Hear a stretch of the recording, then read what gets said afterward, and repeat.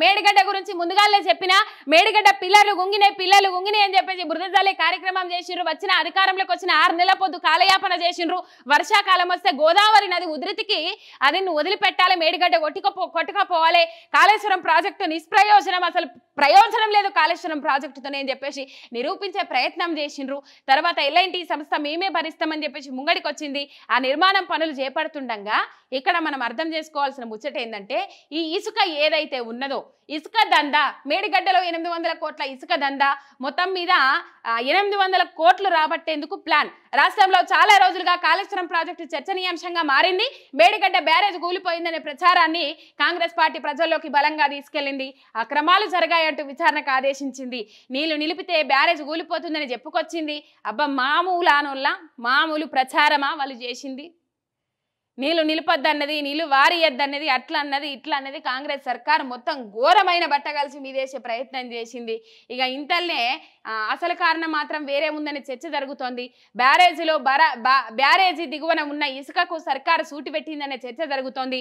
త్వరలోనే రీచ్ల వేలానికి ప్రణాళికలు సిద్ధం చేస్తున్నట్టుగా కూడా తెలుస్తుంది, చేసినట్టుగా కూడా తెలుస్తుంది. మొత్తం మీద నీళ్లు నింపితే ఇసుక బయటపడదు కదా, ఇసుక బయటపడితే తవ్వి అమ్ముకోవడానికి అవకాశాలు ఉండవు కదా. గందుకనే పంట పొలాలు ఎండిపోయినా మంచిదే, రాష్ట్రం మొత్తం కరవచ్చినా మంచిదే, భూగర్భ జలాలు ఇంకిపోయినా మంచిదే, చెరువులు వాగులు కుంటలు అన్ని ఎండిపోయినా మంచిదే. కానీ మేము ఆ ఇసుక మీద కన్నేసినాం, ఆ ఇసుక మాకు కావాలి అంతే. ఇక ఏది ఏడపోయినా ఏమీ లేదు.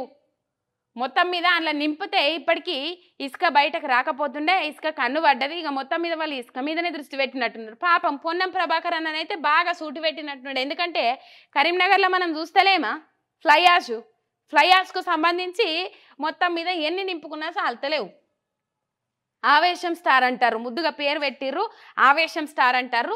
మొత్తం మీద రిపేర్ల పేరు చెప్పి ఇసుకకు సూటి, ఇసుక కోసమే రిపేర్ల సాకు చెప్పిండ్రా.